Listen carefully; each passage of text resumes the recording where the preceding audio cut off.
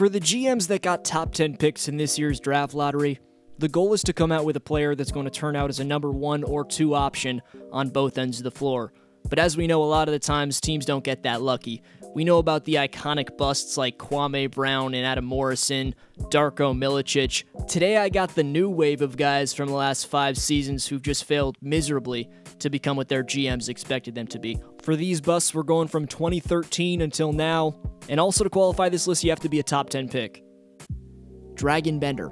7'1" out of Croatia in 2016, this man drew comparisons to Kristaps Porzingis after Kristaps broke out for the Knicks the season going into this draft, and Phil Jackson just looked like a genius for scouting him. That is probably the reason why he was taken this high, just an underwhelming Suns front office who's made some pretty questionable decisions in the last half-decade. They fell for the Porzingis comparisons and drafted him 4th overall in 2016. In Bender's first 2 seasons, he hasn't shot the ball at 40% yet, and yes, he's a shooting big, so his attempts aren't all around the basket, but the percentages still just definitely won't get it done. His free throw percentage was 36% in his rookie year. The only positive thing in his career so far is that he improved that to 76%, made it respectable, but he still can't rebound the ball for his life even though he's usually the tallest guy on the floor. In a way, this could be the Suns' development of him because they had him shoot 322 threes this past season. That's just 40 less attempts than their shooting guard and one of the better young guys in the league, Devin Booker. I know the game's going in another direction, but he isn't Porzingis. Frankly, he was just a wasted selection at the number 4 pick. And if he doesn't turn his game around next year, he's most likely out of the league. Number 2, Jahlil Okafor. The debate was either draft Okafor or Towns. The Wolves made a good decision, which is a rarity for them. Okafor was known as an elite prospect on offense, but his defensive efficiencies always left questions. It wasn't unrealistic, though, to think that he was going to become the second coming of Duncan or Malone. And even though, like I just mentioned, the game is going in a different direction, with shooting, versatile, defensive bigs being most valuable, the post offense was just too much for Philly to pass on, and even though they drafted Embiid a year earlier, they decided to just take the best talent available. Okafor could score the basketball, 17.5 points per game as a rookie. That's 21 points per game per 36 minutes as a rookie, so how is he a bust? Well, the man wasn't quick enough to guard perimeter big man, he wasn't a rim protector whatsoever, and his minutes dropped from 30 in his rookie season to 22 in his sophomore year. He was then traded December 7th to Brooklyn of this season. People cut him some slack because he didn't get much of an opportunity beyond his rookie season, but the scoring in his rookie year was meaningless as the Sixers won just 10 games. The league has just simply grown beyond the big man with limited perimeter skills on both ends.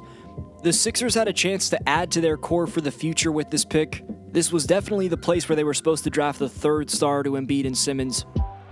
Anthony Bennett. Yeah, we all had that same reaction when Bennett was drafted. He was projected to be a top 10 pick, but no one expected him to be drafted 1st overall by the Cavs. This pick pretty much represented the times in Cleveland. At the time, LeBron had just come off his first championship in Miami. Things were pretty rough other than Kyrie, who they drafted 1st in 2011. But this number 1 selection wasn't Kyrie. This has to be the worst selection in NBA history. Bennett barely survived the NBA till 2017, playing on 4 different teams, the Cavs, the Wolves, Raptors, and finally in Brooklyn, where he was sent to the D-League. Very weird pick to begin with. Bennett didn't have any particular skill. He was an overweight 4-man who couldn't shoot, handle the ball, finish, or defend. In college, he was the most talented player at UNLV in a generation where he could rebound, finish with force inside, all while having a respectable 3-point percentage. But there wasn't one thing he was really good at in the NBA, and he was quickly exposed. Cody Zeller. The best player on this list, actually. That doesn't say much, though. And for a number 4 pick, a franchise expects more out of you than what Zeller provides, to say the least. I think it says a lot about how poor the Hornets organization has been over the last decade that they've kept him around so long and signed him to a 4-year, $56 million deal. When healthy, which is a very big if, he can provide some energy off the bench with his rebounding and is efficient at scoring around the bucket, but he's pretty much never healthy. For a number 4 pick, the bottom line is that you need a franchise-changing player. Zeller is closer to Kwame Brown than being that. Pretty typical of the Hornets, though. Their draft picks have been inadequate for a while now.